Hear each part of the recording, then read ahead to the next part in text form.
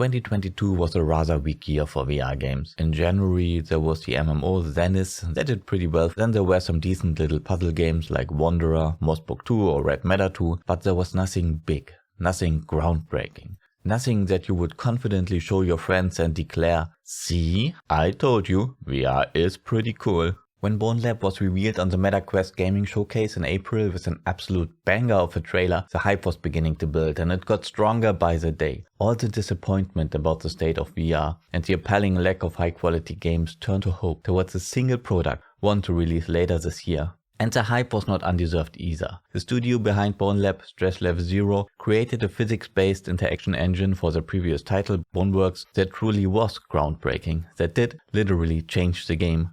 Boneworks was far from perfect, but it was a showcase of what VR could be. It was a testament to the power of this medium and an eye-opener for a big part of the gaming community, at least for those that dipped their toes into this new tech even before Half-Life Alyx grabbed the attention of a wider audience. And now it is finally here. Bonelab, the next VR revolution, boobs and all. This is a game that will change VR forever. Or is it?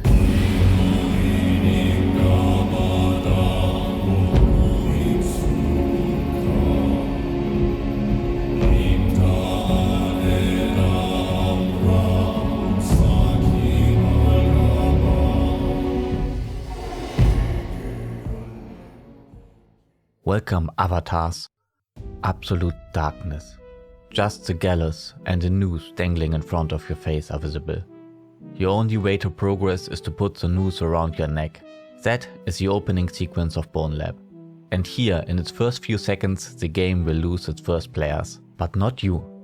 You are emotionally unscarred. Put the noose around your neck and get confronted by an apathetic mob standing calmly on a very low resolution texture floor. A voice from the off makes you a deal you cannot refuse. This stainless steel signature edition blade will cut through anything, but it's not going to stick around long at the nice price of $19.99, so call in right now and get cutting.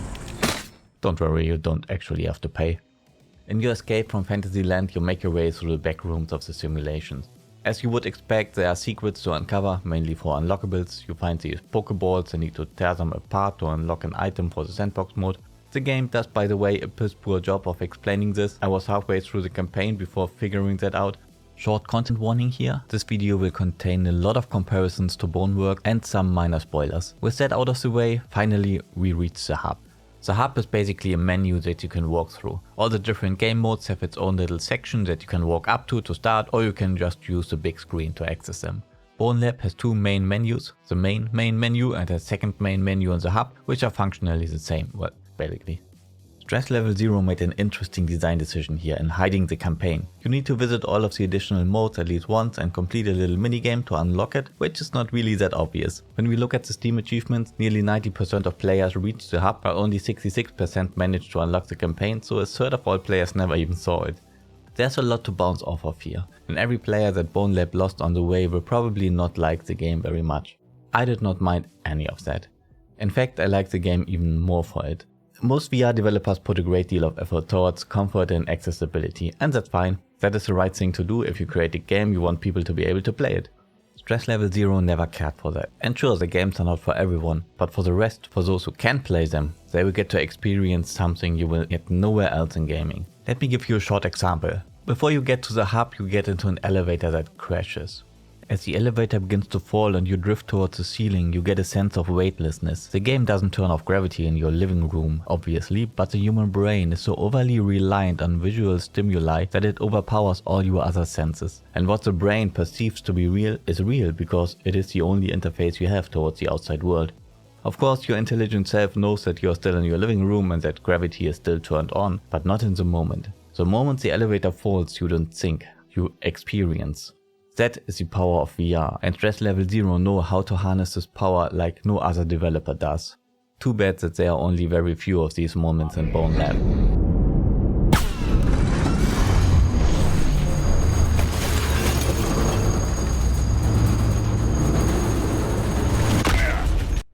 Having figured out how to unlock the campaign, we make our way through the facility until we finally arrive at the mine. Here is where things go downhill, literally and figuratively. If you want to cure someone from VR forever, Put them into a VR roller coaster or anything with movement that the player can't control. The worst part of the minecart ride is though that it is only a roller coaster. You just sit there and hope that it ends fast. You can shoot stuff, but that really has no purpose. It gives you a score at the end, but that also has no purpose. In the following section you get introduced to the avatar system. You get to unlock 6 different avatars by completing what I called after my first playthrough poorly designed minigames. I heard someone call them tech demos, and I think that is a better description. That's exactly what they are. Why? That will be made clear very soon. Having completed the tech demos, you finally unlock the capability to change avatars on the fly for the last hour or so of the campaign by pulling this cord, which feels very smooth. The way the game incentivizes the avatar changing is to put things further up that are harder to reach, so you switch to the tall avatar. You have to push some bolts that are heavy, so you switch to the strong avatar. You need to outrun a train, so you switch to the fast avatar. I think the system is fine. There are games that have made something like this a lot better, where you can switch between different characters that each bring their own characteristics, gameplay mechanics and unique ways to overcome problems. In Bonelab there's nothing to this effect. If the ledges you need to climb are higher up and your character is taller, it's exactly the same gameplay as if the ledges are lower and your character is smaller. If the bolts you need to push are heavier and your character is stronger, it's exactly the same gameplay as when you push lighter bolts with a weaker character. If the train you need to outrun is faster and so is your character, well, you know where I'm getting at. The system is fine, I don't hate it, it's not terrible, but it also is not very good and certainly not the big VR innovation some people try to sell it up as. It does not add any depth or variety to gameplay. There's a further twist to it when it comes to mods, but we will get to those later. The story is a lot easier to follow than in Boneworks, but it is also less interesting. Boneworks gets a lot of flack for its storytelling, not undeserved, but there are aspects of it that are very good. When you start your Boneworks journey, you have no clue what is going on. But the further you get into the story, the more it becomes apparent that everything that is happening because of you. You are the main character of that world. And building up to this realization is a very effective storytelling device. Bonelab tells the story of radio host Jimmy, who managed to game the game and to ascend into the voidway. You, the avatar, are just a side character. You always feel as just the side character. Jimmy guides you through this world so that you can retrace his steps and finally join him. A big chunk of the story is just there to give meaning to the avatar system. It took me about 4 hours to complete the campaign. At the end you are dismissed with an appeal to create, to start building. When I heard that, it all began to click together. The campaign is actually not a campaign at all. It is more of an introduction to the real game. And that would be modding. The tech demos you have to suffer through are there to spark ideas for custom game modes that would be possible to create in Bonelab. To get you thinking, well, that was terrible, but could we not do this and add that to create an actual fun and engaging minigame? With the campaign being more of a call to action, Bonelab is not really a game in itself. It is more of a modding platform. We get to the modding part later. Let's first see what actually is in the game right now.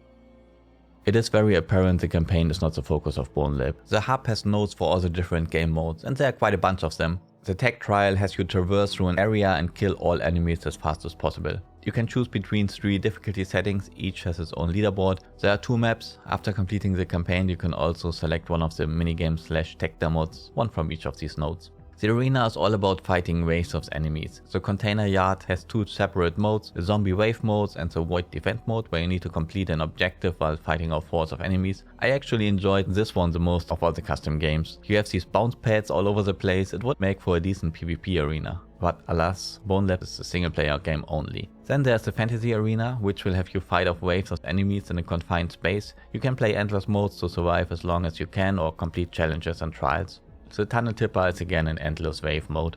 The parkour section has you traverse an area quick. The dungeon warrior makes you run through a medieval dungeon with traps and lots of climbing. This one gets pretty intense. The rooftop is a short run above the rooftop while being shot at. The neon district uses the same map as the tech trial, but this time you have to find a couple of keys as fast as possible.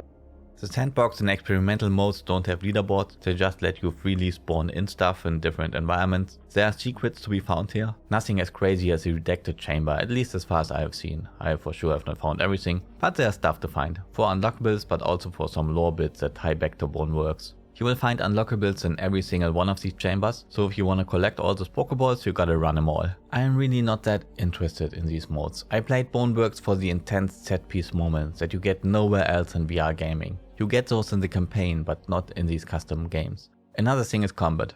Combat is just not good in Bonelab. It was not good in Boneworks and it did not improve. Weapon design, handling and physics are all fine. It feels good to shoot, to slash and to bash. Weapon variety is up there. The problem is enemy design. You either have enemies that walk towards you slowly, or you have enemies that just stand there and shoot at you. The Omni projectors can theoretically move, but they very rarely do. You will never get a melee experience as in Blade and Sorcery.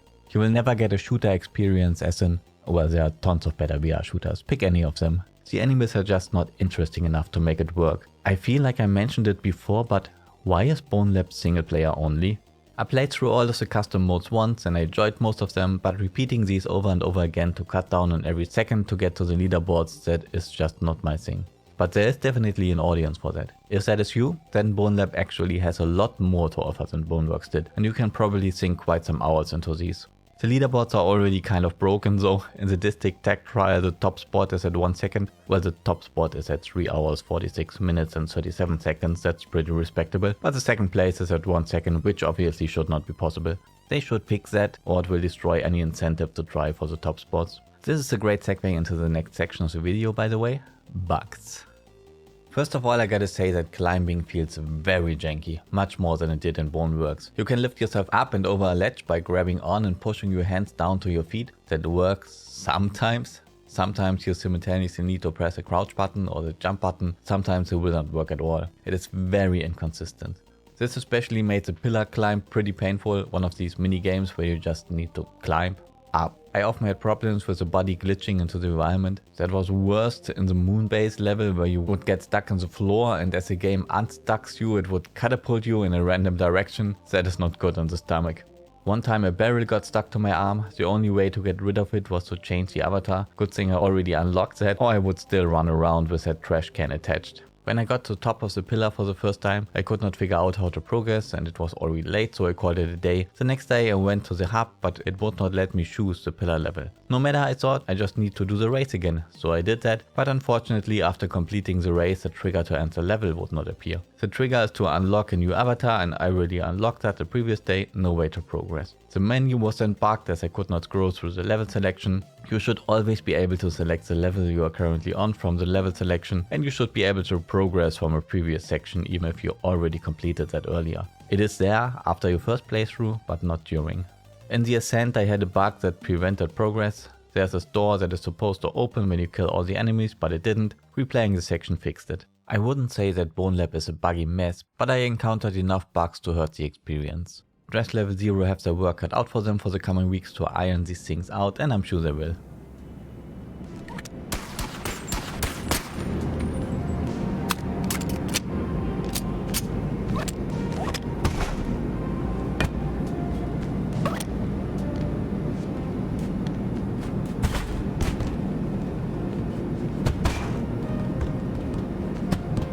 There's a mod browser in game. The approved section so far is just 2 examples of things Dress Level 0 put in there themselves. I don't know how that will work, if there will be some sort of approval process. For now it's pretty much empty. Everything else you need to install manually. Mod.io has established itself as a place of choice for Bonelab mods. There are about 1000 avatars, a couple of custom levels and guns. I would definitely advise to check it out and browse a bit. It is still very early, so most of this is just people playing around with the system. Let's talk about avatars.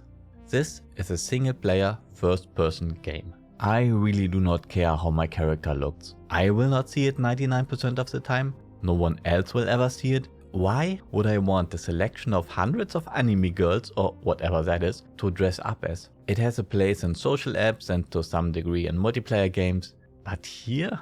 I don't see the point. Is it just me? Sure, you can squeeze your boobs, but guys listen. Just load up VR chat, that's free. No need to buy a $40 game for that sort of thing. There's this avatar stat system. A custom avatar will get stats according to its shape, which is kind of a fun gimmick. The stats really don't have that much of an impact on gameplay, or at least in the campaign. They will probably emerge best in slot avatars for certain time trials. This system kind of works in a game like Bonelab, where the developers want you to be creative in the way you overcome challenges, and if you need to use some third-party tool like Unity to give that edge, that's fine. This is not going to be influential for VR gaming, so I don't see this being adopted into any other game. Other games, probably all other games, have a far more focused design. They are carefully balanced to give the best possible experience, and thus player agency is purposefully limited or players will just break it. In a time where more and more developers turn their back on modding functionality for the simple reason that it's harder to monetize games that are moddable, I do applaud Stress Level Zero's dedication to the mod support. I do however think it is risky to design a game mainly as a modding platform. There's a balance to strike and I think they might have missed it here. Let me ask you a question. Is Skyrim good because of the massive modding community, or does the game have a massive modding community because it is so good? I don't think this is a chicken egg dilemma. There's a distinct order. 1. The game is good and has good mod support. 2. A big modding scene emerges. And through this 3, the game gets even better. If you take away step 1, step 2 and 3 will likely never happen. Bonelab struggles with step 1. There's just not enough content in the game to keep players engaged, to keep them hooked, and while it is possible that the game will spawn an active modding scene to add the content that it sorely needs, that is far from guaranteed. Let's talk music. Dear God. Michael Wyckoff, I hope I pronounced that right, aka Riot. He has done the soundtrack for every Stress Level Zero game so far, and each time he surpasses himself. The Boneworks soundtrack was one of my favorite video game soundtracks of all time. How it is possible that the lab jams are even better, I don't understand. This might just be the best video game soundtrack ever created, and it strongly carries the whole Bonelab experience. Turn those tunes up.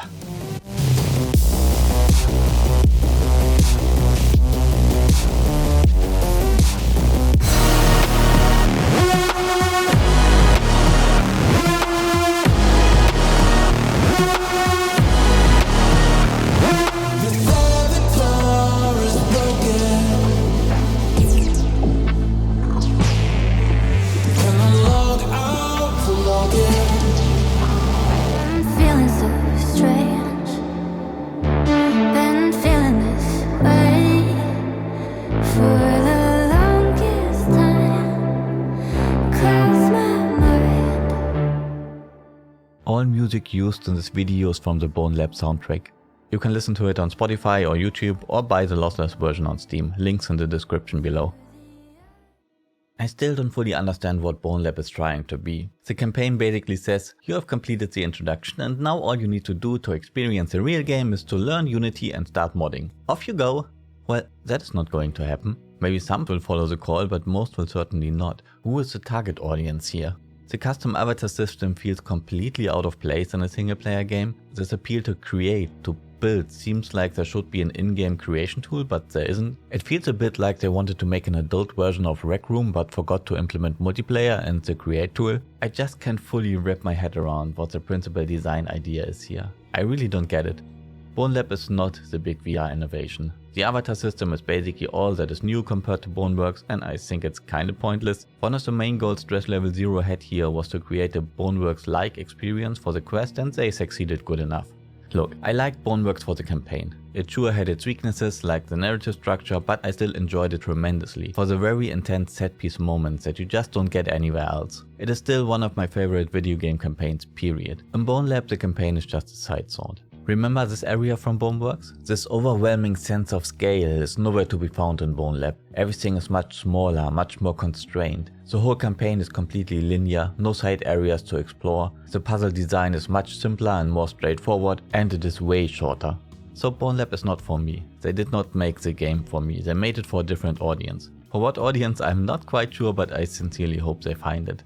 Would I recommend the game nonetheless? That depends. If you play on the Quest natively, easy decision. Though Bonelab is just a fraction of what Boneworks was, it is more a Bone Light than a Bone-like. There's nothing on the platform that even comes close in terms of intensity of the VR experience. I absolutely do recommend it. If you're on PC, it depends again. If you're interested in getting a shot at the time trials, there's quite some content there for you. I would generally not buy the game for the mod yet.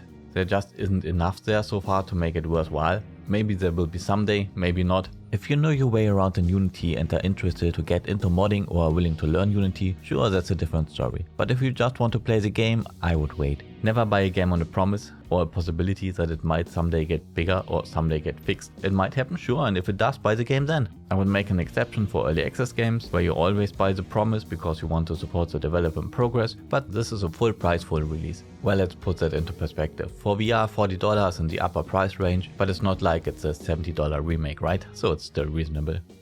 Have you already played Bonelab, and if so, did you enjoy it? Tell me in the comments below. That's it for me today. Leave a like if you enjoyed the content and subscribe if you haven't already. Bye!